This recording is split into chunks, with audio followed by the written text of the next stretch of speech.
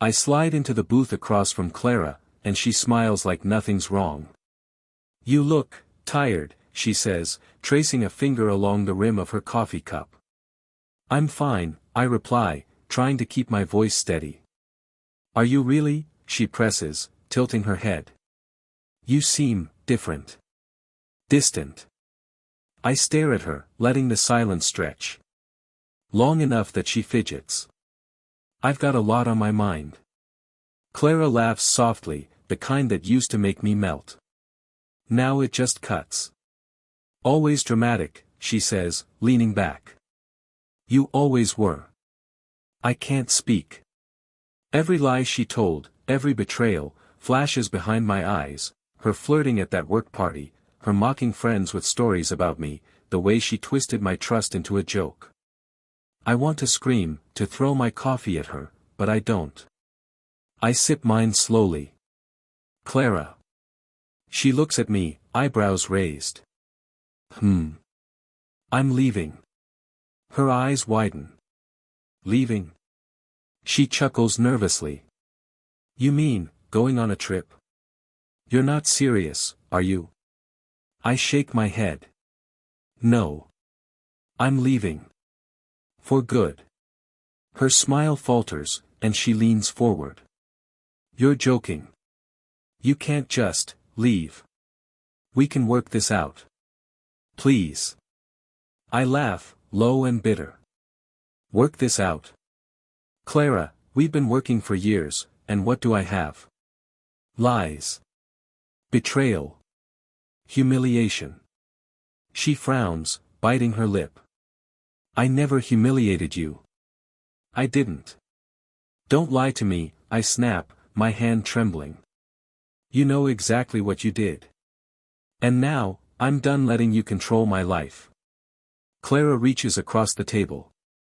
"Wait, you're serious? You're not just angry?" "I'm done being angry," I say quietly. "Anger is wasted on people like you." She pulls back, eyes glossy. "You're being dramatic." "I can change. I swear I can." I shake my head. "No, Clara.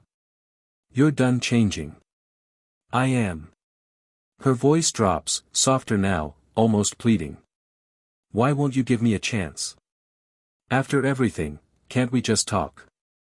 I laugh again, sharper this time. "Talk? After all the lies, all the nights I cried because of you? You think words fix what you broke?" She sits back, stunned, searching for an answer. I see the realization in her eyes, the shock that I won't bend, that I won't plead. And I feel a strange pang, a mix of guilt and relief. "You really hate me that much?" she whispers. "I don't hate you," I say, voice low. "I pity you. I pity the person you've become, but I don't hate you anymore. I just don't need you in my life." Clara's lip trembles. "So, this is it?" "Yes," I say, standing. I drop a few bills on the table. "This is it." She grabs my wrist, quick and desperate. "Please, don't go. I can fix this. I'll fix it all." I pull my wrist free. "It's not about fixing anything, Clara. It's about leaving. And I am." She whispers my name like it's a spell, but I don't turn around. I step out into the street, feeling the cold hit my face. I hear her calling after me, but the words blur into nothing. I walk faster. Every step is a mix of fear, relief, and heartbreak. Fear that I don't know what comes next. Relief that I finally walked away. Heartbreak that someone I loved so deeply could betray me so completely. I don't look back. I won't. The cafe disappears behind me, but Clara's laughter, sharp, false, unforgettable, lingers in my mind. I take a deep breath. This is my life now. My rules. My revenge, my freedom. I step off the train, dragging a suitcase that feels heavier than my own skin. New city, new name, new me. No one here knows who I am, and for the first time in months, I feel that tingling mix of fear and freedom.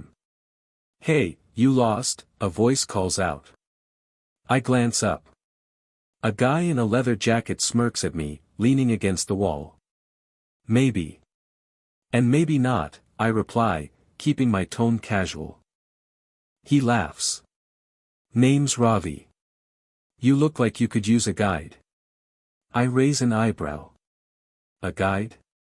To what?" "To surviving here. The city's a jungle. People will step on you if you're soft." I hesitate, weighing the offer. "And what's in it for you?"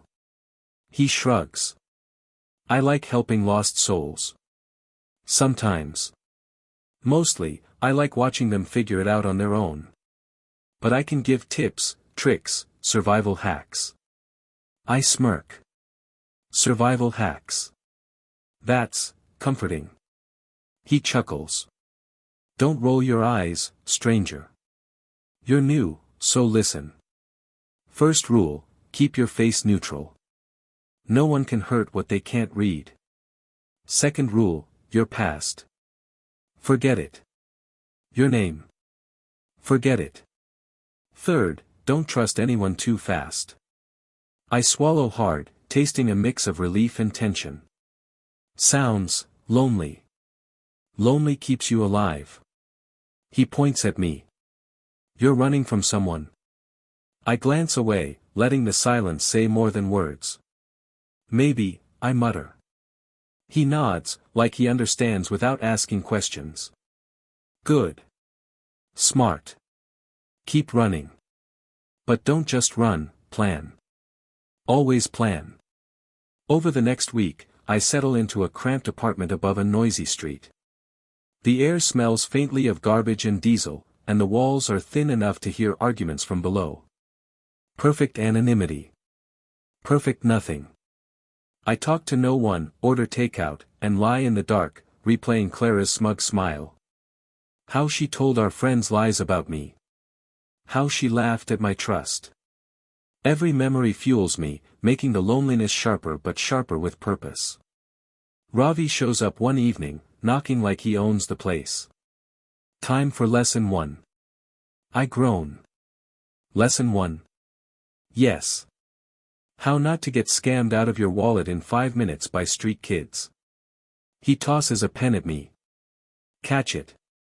I frown. This is serious. Dead serious. Look, if you can't protect your stuff, you'll lose everything.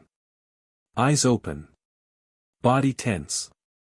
Mind sharper than your teeth. I roll my eyes but play along. Fine. Show me, sensei. He laughs, enjoying the role entirely too much. Good. Attitude matters. Confidence matters more. People smell fear like blood. And fear makes mistakes. We spend the evening walking alleys, practicing awareness, small talk with strangers, testing reactions. I notice I'm tense, heart racing, but for the first time, it's not just fear, it's control.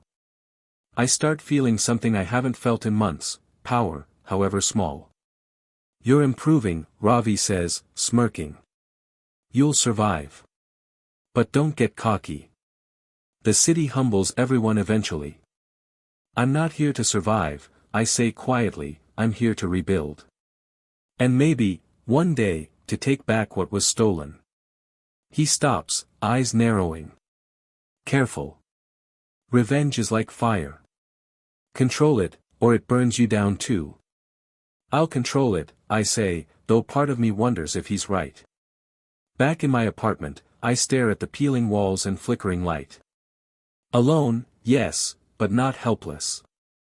Clara's face, her lies, her smug laugh, I let them run through my mind. They're fuel now, not poison. I open my laptop, making lists, notes, plans. Every small step in this city is a step toward something bigger. I may be invisible, but I'm learning to move like a shadow, quiet, deliberate, patient. Ravi calls before leaving, remember, new guy. Fear keeps you alive. Anger keeps you sharp. Control both, and you might just survive, and win. I watch him disappear into the street, feeling the weight of my own resolve. Alone, yes. Afraid, yes. But finally awake. And for the first time since Clara, I feel like I can breathe. I push open the cafe door and the smell of coffee hits me like a familiar punch. A little normalcy, I tell myself. That's all I need right now. Morning. What'll it be today? A cheerful voice calls out. I glance up. Lena. Short hair, bright eyes, like she sees everything without judging. Just a black coffee, I say, trying to sound casual.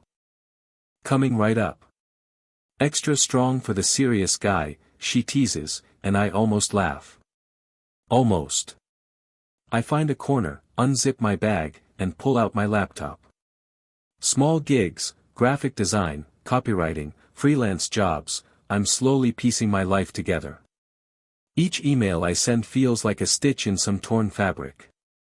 But every time I log off, Clara sneaks into my mind, her smug smile, the lies she told to everyone we knew. Lena sets the coffee in front of me. Here you go. One serious guy fuel. Thanks. I stir the coffee without looking at her. My hands are shaking slightly, caffeine or nerves, I don't know. You look tense. Rough night, she asks. Something like that, I mutter. Just, life. She nods, like she understands more than I'm saying. I get it. Life can be a jerk sometimes.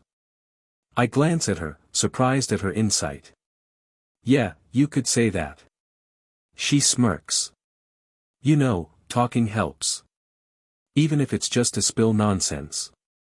I scoff lightly. I'm not sure anyone wants to hear my nonsense. Try me. I don't bite. For a moment, I almost tell her about Clara, about the betrayal, the humiliation, how she paraded lies about me like trophies. But I stop myself. Too soon. Too easy to trust. Not much to tell, I say instead, staring at the screen. She tilts her head. Right. Silence. My favorite. I almost laugh at that. She's teasing, but gentle. Unlike Clara. Unlike everyone else who pretended to care. You ever get the feeling people just use you? I ask, more to the coffee than to her. She pauses, wiping a cup. Sometimes. But you can't let them define you. Or your day. Her words land heavier than she intends. I nod slowly. Easier said than done. I know, she says softly. But baby steps. You rebuild. One day, one tiny win at a time. I take a sip of coffee, bitter and strong, and I realize I want that. Tiny wins. Stability. A life that isn't dictated by someone else's lies. Yeah, tiny wins, I whisper. She smiles. See? You're already on your way. I glance up at her, catching the glint in her eyes, genuine kindness, no hidden motives. It makes me tense in a way I'm not used to. You're different, I say, carefully. Different is good, she says with a shrug. Better than the usual jerks around here. Her casual words make me laugh, a short, dry laugh. Better than Clara, too. She freezes, then raises an eyebrow. Clara? Someone in your past still haunting you? I blink, caught off guard. Nothing. Just old ghosts. She nods knowingly, like she gets it without pressing further. Old ghosts can be tricky. But you're alive, aren't you? That's what counts. Alive, I repeat, letting the word roll around in my head. Alive, and alone. Mostly alone. But maybe not forever. She leans on the counter. You know, you don't have to share everything to connect. Even a small smile counts. I glance at her and for a moment, I allow it. A small smile, tentative, but real. I guess that counts, I say. She grins. It counts a lot. Better than nothing. The cafe fills with the usual morning rush, clinking cups, conversations, laughter, but I feel insulated in this corner. Safe. Small, but safe. You're quiet, serious guy, she says after a pause. But I can see the fire behind your eyes. Don't let it die out. I nod slowly. Fire, yeah. It's still there. She winks. Good. Keep it. But maybe don't burn yourself out. I sip my coffee again, thinking about Clara, about the humiliation, about the lies, and I feel the sharp edge of determination sharpen in my chest. I can't trust easily, not yet. But maybe someone like Lena could be a start. She sets down a cup and leans slightly closer. See you tomorrow. Maybe, I say cautiously, watching her walk away. When the door swings shut, I exhale slowly. Alone again. But not entirely lonely. Not completely. I turn back to my laptop and the freelance job waiting for me. Each click, each task, is a step towards something bigger. Revenge, yes, but also, life. And for the first time in a long time, I let myself hope that trust, even a little, might be possible. I slide into my desk at the marketing firm, earbuds in, coffee in hand. Emails, client pitches, small wins, they're stacking, slowly building me back up. No one knows my past here. No one will. Morning. You look focused, Ethan says, leaning on the cubicle wall. I shrug. Just trying to get things done. He tilts his head. You've been different lately. More intense. Is everything okay? I smirk, hiding the edge behind casual words. Better than okay. I'm planning. He frowns. Planning? Planning what, exactly? I sip my coffee. Life. My life. Everything I do now is for me. Ethan doesn't press further. Smart. Some people don't need to know everything. Some people just need to see the outcome. Later, during a break, I scroll through my phone. Clara's smiling face pops up again, another post, another fake lifestyle. Luxury cars, fancy dinners, her friends laughing around her as if nothing ever happened. My stomach tightens, a familiar burn igniting in my chest. Why do you even look at that stuff? Ethan asks, leaning against the doorframe. I glance up, eyes narrow. Because she shouldn't get to pretend she's untouchable. Because I know what she did, and I won't let it slide. He shakes his head. Careful. Obsession has a way of backfiring. Trust me, I've seen it. I laugh softly, darkly. It's not obsession. It's strategy. He raises an eyebrow. Strategy? That sounds dangerous. Everything worth doing is, I say, eyes back on my screen. I start drafting proposals quietly, testing small campaigns, seeing what sticks. Each little interaction, each success, is a brick. My face won't stay unknown for long. Not for long. Ethan leans closer, lowering his voice. You're not thinking about revenge, are you? I grin, faint, controlled.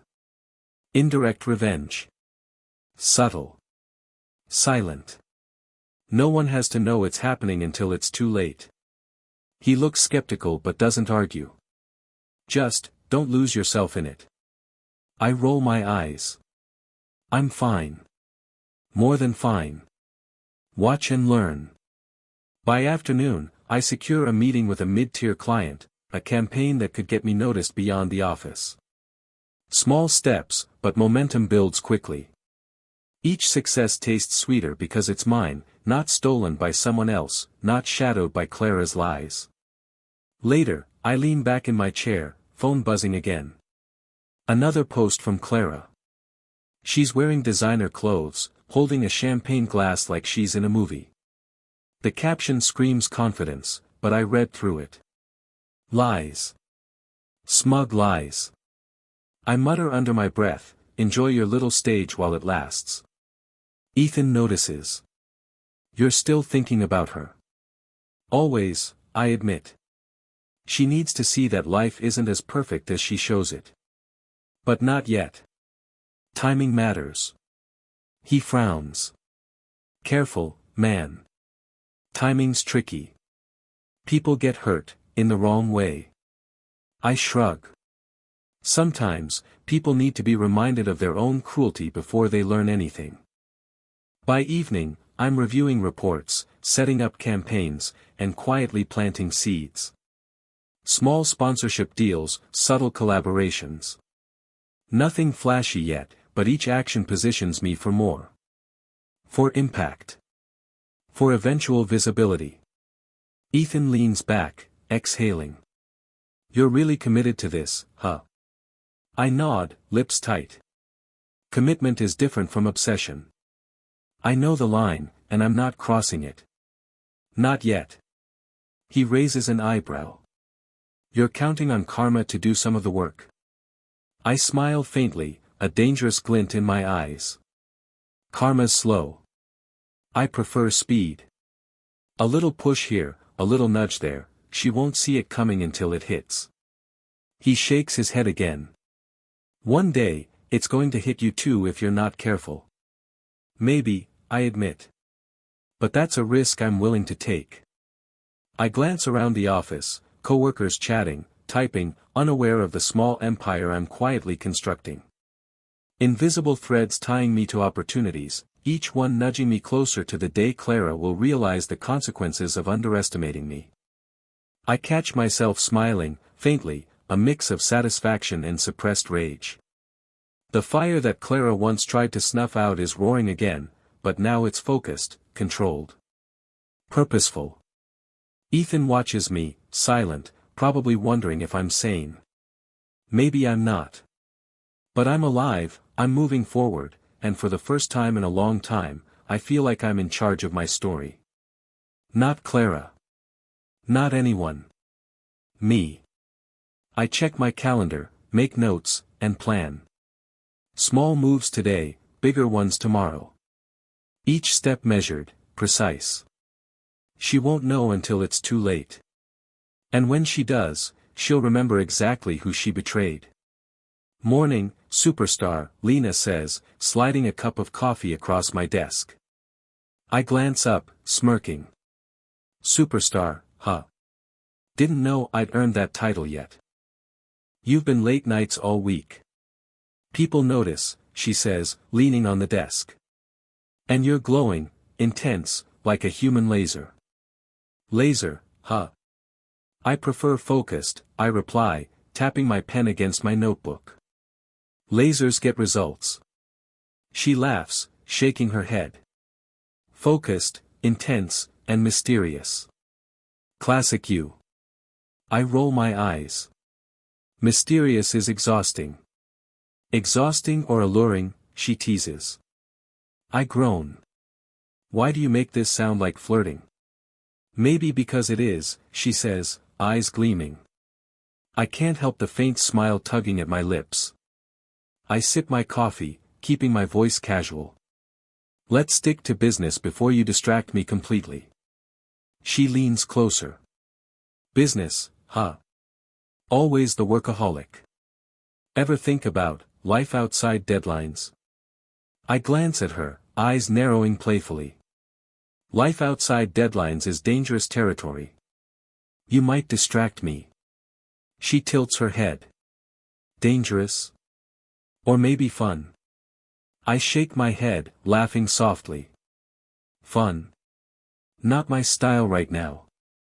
I'm occupied. Occupied. The word tastes heavy. Occupied with climbing, building influence, making sure Clara's lies don't define me anymore. Occupied with proving that the me she humiliated isn't just surviving, he's thriving. Later, Ethan sidles up, glancing at my laptop. You're taking on the Hamilton project? I nod, eyes on the screen. Yeah. Risky, high stakes. But it's time to step up. He frowns. That could make you famous, or burn you out fast. I smirk. Fame is a side effect. I'm more interested in impact. Ethan shakes his head. Careful. Don't let your ambition blind you. Remember, obsession can ruin everything. I glance at him, voice calm. Obsessed? No. Determined. There's a difference. Difference, he repeats skeptically, walking away. I turn back to the project. Every detail matters. Every decision I make now shapes my reputation, and the thought of Clara seeing me rise, it fuels me more than any caffeine ever could. A colleague pops by, glancing at my screen. Wow, that's bold. You're really going for it, huh? I nod. Bold is underrated. They laugh, shaking their head. You're insane. But, effective. I grin faintly. Insanity is just perspective. During a brief break, Lena finds me again, carrying a notebook. You're always working. Ever think about connecting with people? Outside spreadsheets and deadlines? I smirk. Connect? I'm social, remember? You, me, coffee, conversation. That counts. Counts, huh? She says, raising an eyebrow. I feel like you're avoiding life. You hide behind work like it's armor. Armor? I snort. Maybe it is. But it's effective. She leans closer. Effective for what? Protecting yourself? Or keeping everyone else out? I glance at her, caught off guard for a split second. A little of both, I admit quietly. She smiles knowingly. See?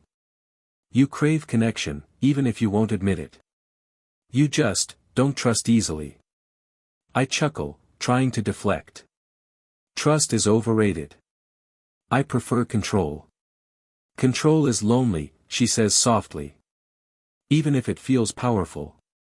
I sip my coffee, thinking about her words. She's right, but the pull toward her presence, genuine and steady, is dangerous. I can't let it distract me, not yet. Not until the Hamilton project succeeds.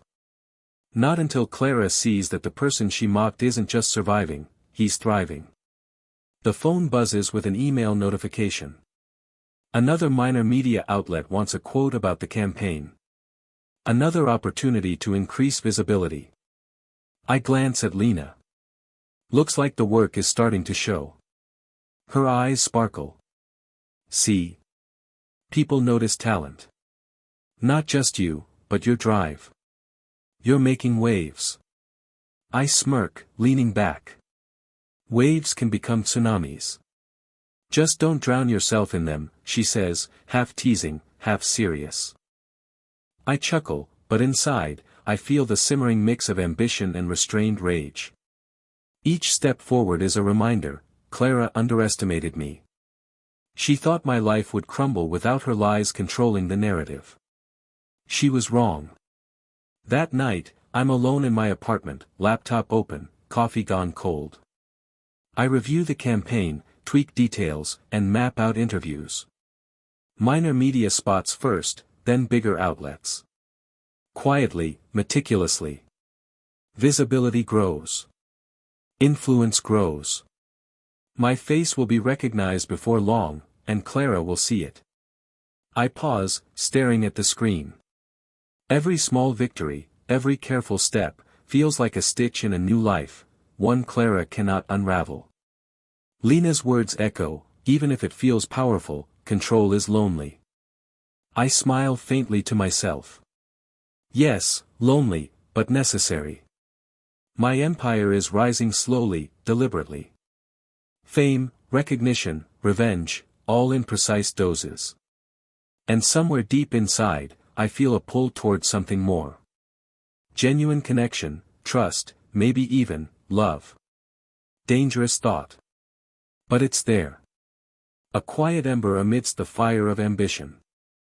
I glance at my reflection in the laptop screen, tired but satisfied. Rising influence, slowly but surely. And for the first time, I taste what it feels like to be unstoppable. I step out of the subway, squinting against the afternoon sun, and freeze. There it is. My face. Huge. Smiling, professional, confident, on a billboard towering above the street. The campaign I'd quietly orchestrated, the months of work, now unavoidable, public. A crowd passes by, some pointing, some taking photos. I feel a rush, a cocktail of triumph and tension. Finally, I mutter to myself. They see me now. My phone buzzes. A notification. Social media. Clara. Her post, wait, is that? No. It can't be. Someone explain. Hashtag what the hell, hashtag shock. I smirk, setting my coffee aside. She knows. She recognizes me. Another notification. DM. From her. Why are you doing this? Talk to me. Please. I read it, then swipe it away. No reply. No acknowledgement. I let the panic sit, let it fester. Ravi's voice comes to mind from our last chat, don't get reckless. Low profile. Let them squirm quietly. I nod to myself. Exactly. Patience is power. Let her flail while I observe. My phone buzzes again. Ethan. You've seen it, haven't you? His text reads. Careful. This can backfire if you push too far. I type back, deliberately calm. I'm aware. Timing is everything. No mistakes. He replies almost immediately. Just don't get lost in it. Revenge has a way of consuming people. I stare at the screen, fingers hovering. Revenge consumes those who forget strategy. I am not one of them. Scrolling further, Clara's posts multiply, stories, tweets, frantic videos. Who authorized this? Why didn't anyone tell me? I don't understand. Someone help. I laugh softly, low and satisfied. Each post a needle in her smug little bubble. Each moment she realizes I'm untouchable, free, untethered, rising, is delicious. The next day at the office, Ethan leans against my cubicle. You're enjoying this too much. I shrug. I'm observing. Strategy requires awareness. He frowns. You're not just observing. This is personal now. I meet his eyes, calm, collected. Personal, yes. But calculated. Controlled. There's a difference, Ethan. Pay attention. He shakes his head. Just, don't let it destroy what you've built. One wrong move. One wrong move is not an option, I interrupt. I've planned every step. Every exposure. Every opportunity. Later, Ravi stops by my apartment, leaning casually against the doorframe. I see the billboards went up. I nod, sipping my coffee. First wave. She's panicking. Ravi smirks. Good. Don't let it get to your head. Low profile, remember. She'll overthink everything. I know, I say. Watching her scramble is satisfying. But controlled. He crosses his arms. Satisfying is fine, but obsession isn't. Don't confuse the two. Let her unravel. Don't chase her. I grin faintly. I'm not chasing. I'm letting gravity do the work. Ravi chuckles. Gravity? You're poetic for a revenge strategist. I prefer precision, I reply. The phone buzzes again. Clara. Another desperate post, is this real life? Why is everyone ignoring me? He can't, can he? I set the phone down. Let it sit. Let the panic deepen. She had underestimated me, and now, finally, she's beginning to see what she lost. Ethan calls. Are you ignoring her completely? Yes, I answer, tone measured. Public, private, doesn't matter. No engagement. She'll realize the mistake herself. Just, careful, he warns. People twist things.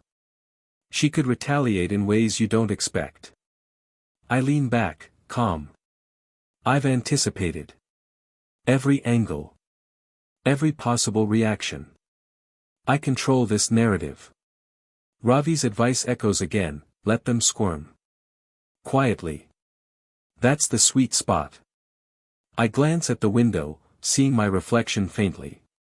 The man staring back is different. Hardened. Confident. Patient. Hungry for justice. For life reclaimed. For Clara to recognize the cost of her arrogance. Another notification. Clara, live video. She's pacing, frantic, hands tugging at her hair. Someone tell me why this is happening. Why isn't anyone helping? What did he do? I lean forward, whispering to no one, exactly. Chaos suits me better than words ever could. Ethan's text interrupts my focus, promise me you'll stay grounded. Don't let her panic drive you. I type back, grounded. Always. Calculated. Patience is my ally. The rest of the day, I monitor the online storm. Each mention of my name, each startled comment, each shocked recognition, it's a pulse, a rhythm of validation. I don't reply. I don't gloat. I simply exist in the calm eye of the storm I orchestrated. By evening, Ravi calls, voice low. She's unraveling. Don't push further. Let her think, let her panic. Quiet. Invisible. Powerful. I nod, even though he can't see me. Quiet, invisible, for now. But impactful. I scroll through social media one last time. Clara's panic is palpable. The posts, the tags, the desperate searches, it all screams recognition, disbelief, regret. And I let it linger in my mind. Satisfying, yes, but controlled. Ethan texts again. Don't forget life isn't just revenge. Be careful what you let consume you. I smile faintly, closing the laptop. Life reclaimed. Control regained. The first wave complete. And Clara? She's just beginning to understand that she no longer holds the power. I exhale, letting the city noises filter in. Triumph tastes quiet, precise, and absolute. I arrive at the quiet café, choosing a table in the corner. Neutral ground. My heartbeat is steady, though my mind is alert. I know why she's here. Hi, she says, voice hesitant, almost fragile. Clara. Dressed impeccably, but the tension radiates off her like heat. I nod slightly. Clara. She sits down, fidgeting with her hands. I didn't expect this. I didn't expect to see you like this. I raise an eyebrow, leaning back. Like this? Confident, strong. Famous, I guess. You've changed everything. She swallows hard. I didn't think you would come back at all. I thought you'd disappear forever. I did disappear, I say softly. But disappearing is not the same as failing. She flinches at the words, eyes dropping. I never wanted it to get this far. I thought I could handle things. I didn't expect you to rise. I watch her, letting the silence stretch. Let her anxiety fill the space. Her desperation is almost tangible. Why are you silent? She asks, voice trembling. Don't you want to hear my side? My explanations? I sip my coffee slowly. I'm listening, I say. But my silence, that speaks too. She swallows, leaning forward. God, I messed up. I lied, I betrayed, and I humiliated you. I thought it wouldn't matter. I never thought you'd rise. I finish for her, voice calm. You didn't think I would rise. She bites her lip, eyes glistening. I never imagined this. I never thought you'd be unshakable. I didn't know how powerful you could be. Inside, my mind races. Part of me wants to humiliate her completely, remind her of every lie, every betrayal, every moment she laughed at me. The power is in my hands, tangible, intoxicating. But another part of me, a quieter, human part, hesitates. Empathy? Or restraint? Forgive? Move on. I don't need explanations, I say softly, leaning back further. Your panic, your regret, it's visible. That tells me everything. Her hands tremble. I thought you were gone. Forever. And now I see what I underestimated. Please. Can we talk? Can we? I shake my head slightly. Talking won't change the past, Clara. It won't undo what happened. Only actions do that. She swallows hard, voice breaking. Please. I want to make things right. I didn't know, I let her words hang. Let her anxiety and regret wash over the space. My calm, my discipline, they're louder than any words I could say. You had your chance, I finally say. You had every opportunity to consider consequences. You chose differently. Her eyes fill, tears threatening. I know. I was selfish. I was cruel. And yet, I interrupt softly, here you are. Desperate. Afraid. I see your fear. I see your regret. But fear doesn't undo pain, Clara. And regret doesn't erase betrayal. She nods, biting her lip. I understand. I never expected you to come back so whole. I thought you'd be broken, maybe bitter, but not like this. Not so strong. I feel a flicker inside me, satisfaction, quiet but undeniable. She sees me as I am now. The tables have turned. The power isn't in my words, it's in my composure, my restraint, my very presence. Strong, I repeat, voice quiet, reflective. Strength isn't revenge, Clara. Strength is control. And I control my life. My choices. My story. Not you. She nods again, swallowing hard. I just wish. I wish I could take back what I did. Wishing doesn't change what happened, I say. It just reminds you of it. The lesson is clear. The consequence is visible. You underestimated me. You miscalculated. Her eyes glimmer, and she whispers, I hold up a hand gently. No more words. I don't need apologies. I don't need confessions. What matters is moving forward. For both of us.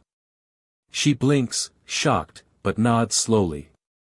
Forward, yes. I understand. Inside, I battle the last pull of vengeance, the urge to humiliate her fully, to make her understand the depth of her errors. But I feel something stronger. Closure. Liberation.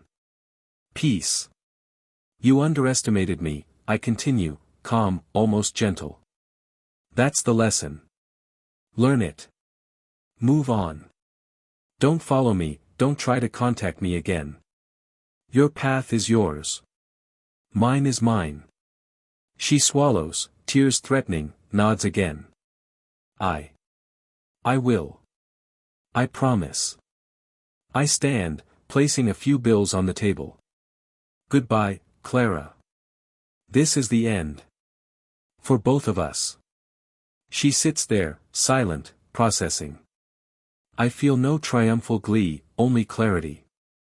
The moment is mine, but so is my restraint. As I walk out, I glance back once. She's quiet, humbled, exposed, but alive.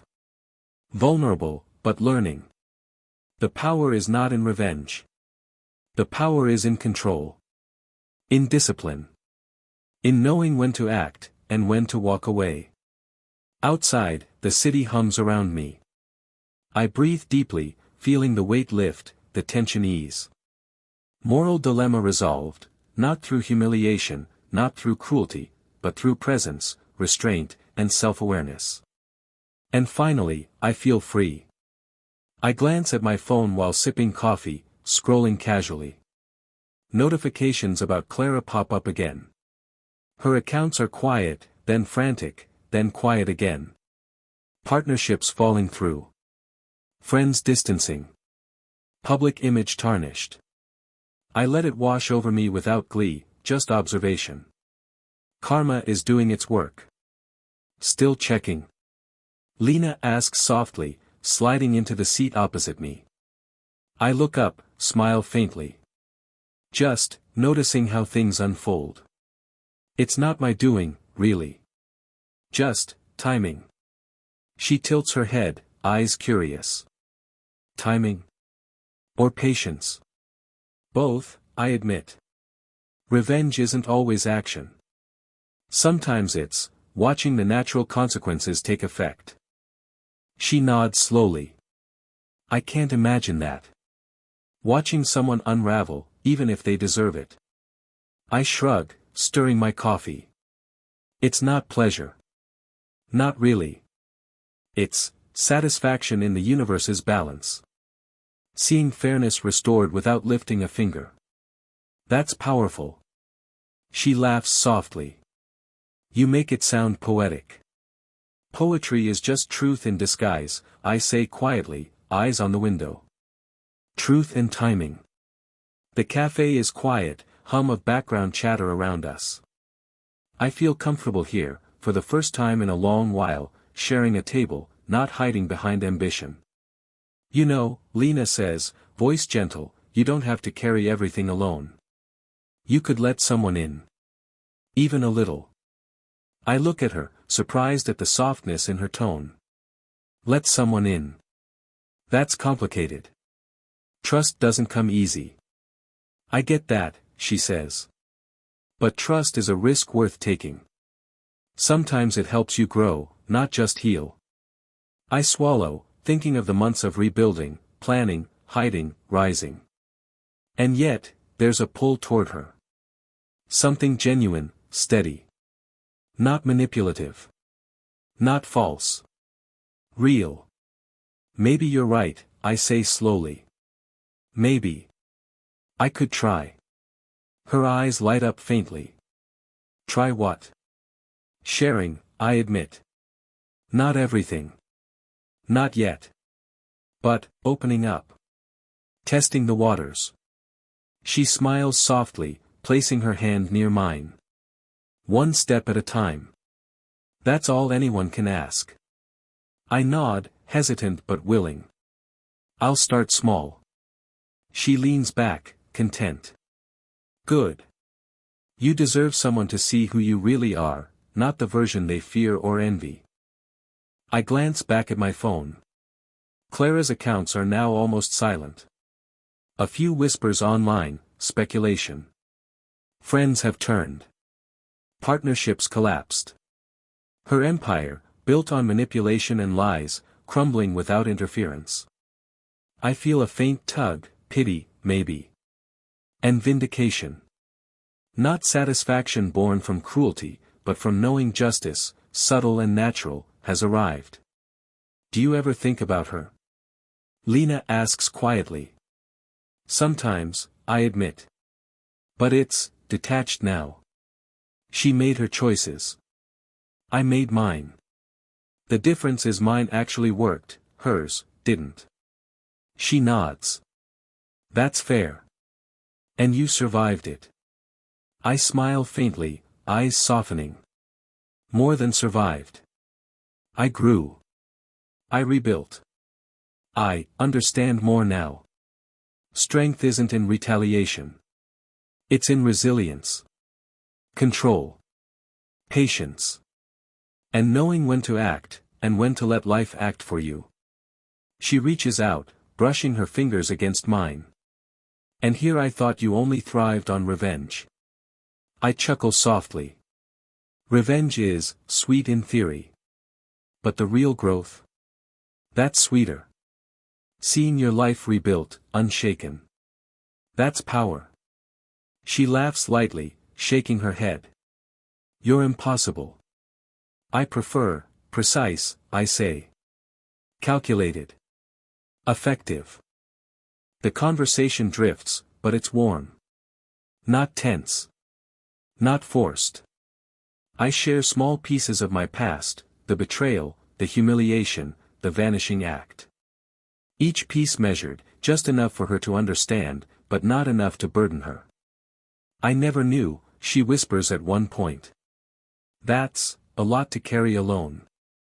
I managed, I say, voice steady. I learned. I planned. I rebuilt. But it's easier now, sharing even a little. Her eyes meet mine, soft and understanding. I'm glad you're letting me in. It means you trust me. Even a bit. I smile faintly, the pull toward connection growing. I do. Carefully. Slowly. Outside, the city hums. My life is quiet, steady. Opportunities arise, campaigns, collaborations, small media mentions. Each one a reminder of how far I've come. Visibility, yes, but also freedom. Control over my narrative. Power, without malice. Lena reaches over, squeezing my hand gently. You've come a long way. From disappearing to this. Strong, unbroken, and willing to trust again. I look at her, feeling the truth in her words. It's been hard. Lonely. But worth it. I've learned that the most satisfying victories aren't about crushing someone else, they're about reclaiming yourself. She nods. And you did. You reclaimed everything you lost. Your life, your dignity, your peace. I take a deep breath, letting it out slowly. Yes. Peace. And understanding. Revenge isn't always action. Sometimes it's letting karma do its work. She smiles softly, her warmth steady. And letting yourself heal. That's the hardest part, I think. I meet her gaze, quiet, reflective. Yes. But healing, and trust, they're possible. Step by step. We sit there, quiet but together, watching the city flow around us. The past, the betrayals, the chaos, it exists, but it no longer defines me. I'm free. And for the first time, I feel completely, undeniably, whole. I walk through the lobby of my office building, greeting the receptionist with a casual smile. The city hums around me, familiar and alive. A few years ago, this would have been impossible. I remember wandering the streets, faceless, nameless, swallowed by loneliness. Now, my name carries weight. My work carries influence. And I've earned every piece of it without losing myself. Morning, Lena calls from the glass-walled office ahead, waving. Morning, I reply, stepping in. Coffee?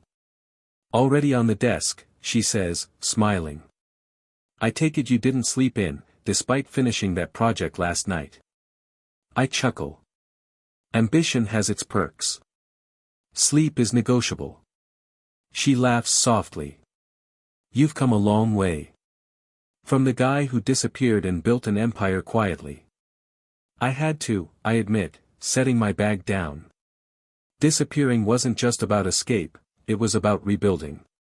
And patience, more than anything, taught me that. She leans against the desk, crossing her arms. Patience isn't easy, but you mastered it. I smirk. I had a lot to prove. Not just to others, but to myself. And every setback before was fuel. She smiles softly, understanding. Fuel can burn out fast if you're not careful. True, I say. But I learned balance along the way. Drive, yes. Obsession, no. Ambition, yes. Control, always. Lena sits, her expression gentle. And what about trust? Letting people in. I pause, thinking of her. Of how slowly, carefully, I allowed her into my world, sharing fragments, not the whole. Trust is earned. And I've learned to recognize authenticity over appearances. That's why you're here, Lena. Because I can see your honesty. Your steadiness. Not a facade. She laughs lightly. Steadiness, huh? You make it sound like a rare commodity. It is, I reply, eyes softening. Especially in a world filled with masks and ambitions like mine. Later, we walk through the office, greeting colleagues. People smile genuinely at me, not for pretense or status, but for the work and integrity I've shown over the years. Minor media appearances, industry recognition, and steady growth, all built carefully, deliberately. Your interview last night was stellar, Lena whispers as we step into the elevator. I grin faintly. Thanks. Strategic timing. Every word calculated, but honest. That's how influence works, truth, delivered correctly. She nods. I like that. Honest influence. Rare, these days. The elevator hums quietly, a brief pause in the bustling city. I glance at her. You've been here for most of the journey. I wouldn't have trusted anyone else. She smiles, a faint blush coloring her cheeks. And I wouldn't be anywhere else. We arrive at the floor, stepping out into our shared office space. The walls are lined with projects, campaigns, recognition plaques. Every piece tells a story, not of vengeance, but of perseverance, intelligence, and self-reinvention. I pause at my desk, picking up a framed photo. A memory from years ago, my first small apartment, loneliness in every corner. The contrast is staggering. You've changed, Lena says quietly behind me. I glance at her, smiling faintly. I had to. Not just for revenge, not just for validation, but for me. To reclaim control of my life. To understand that no one else's actions define me. She nods, stepping closer. And now? You're free. Yes, I say, voice soft. Free, and whole.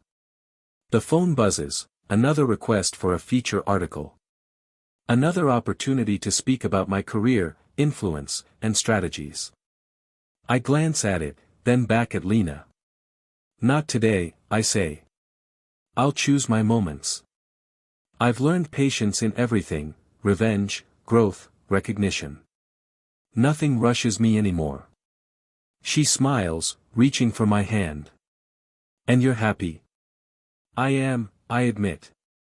Happier than I've been in years. Not because I've built fame or influence, but because I've built myself. A life I control. Choices I make for myself. And connections I value because they're genuine. Her fingers intertwine with mine. And I'm part of that. Yes, I say, squeezing her hand lightly. Because trust can be earned, and connection can be real. Not everyone gets that. Not everyone deserves it. But you've been steady. I lean back, reflecting. Clara is a distant memory now. Her attempts to reach out, her posts, her desperate apologies, they exist only as lessons. The woman who tried to humiliate me, underestimate me, manipulate me, she's no longer part of my narrative.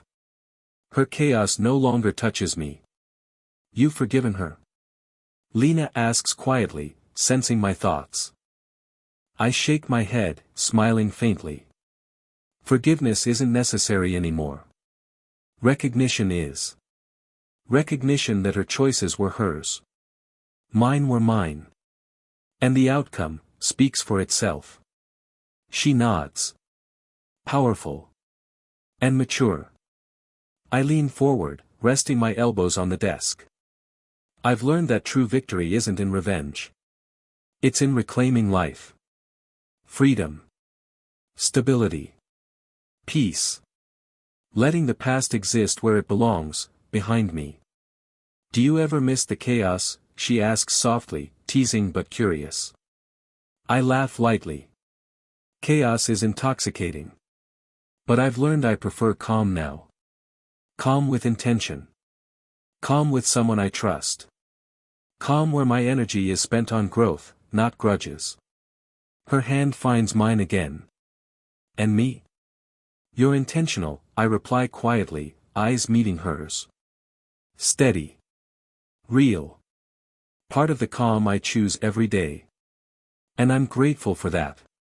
The office hums around us, calls, laughter, footsteps, but in this moment, it's ours. Small victories, quiet triumphs. Years of work distilled into control, authenticity, and understanding. I glance at the skyline outside the window. The city is vast, unrelenting, full of opportunity. And I've carved my space within it. My decisions, my discipline, my resilience, they define my presence here, not someone else's mistakes or betrayals. I've come a long way, I murmur, mostly to myself. You have, Lena replies, smiling warmly. And I've seen it all. From disappearing to rising from ashes. I take a deep breath, letting it out slowly. Exactly. From ashes. Stronger. Patient. Free.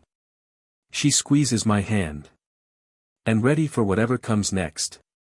I smile, eyes steady. Absolutely. I've learned that no one else controls my story. No one else defines my worth. And I intend to keep it that way. The city lights shimmer as dusk falls outside, painting everything in gold and shadow. I feel whole, untethered, and empowered. Lena beside me, my life my own, my past behind me. And for the first time in years, I feel the quiet certainty that I can face anything, because I've faced the worst and emerged unbroken. I glance at Lena again, smiling softly. Together, then. Together, she whispers. I close my eyes for a moment, letting it all sink in, the journey, the growth, the victories small and large. From heartbreak and betrayal to self-reinvention, from quiet despair to intentional power. I rise from the desk, taking her hand, and step into the future. Mine, entirely mine.